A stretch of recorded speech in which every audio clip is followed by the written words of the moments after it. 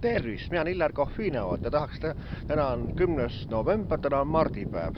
Ma ei räägi mitte martidest, vaid tahaks rääkida ajakirjandust hoopis. Ja tahaks soovitada teile lugeda ja tellida ajalehte Nelli Teataja. Tänases Nelli Teatajas on minult mitu lugu sees.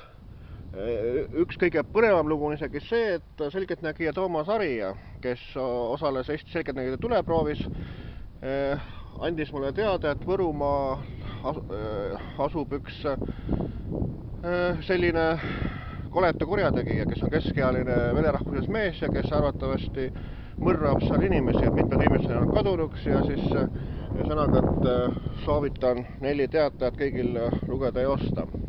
Ja samas ma ütlen, et milleks sükest mõttetut pläralehte nagu Õhtuleht, kus on sükesed naljanumbrid nagu Tannar Leitmaa ja nii edasi, sõnaga, kes topsivad igasugust möla kokku seal, et sükest Õhtulehte tasu teil üldse osta ega tellida. Aga Nelli Teataja on just see leht, mida te tellida ja osta võite.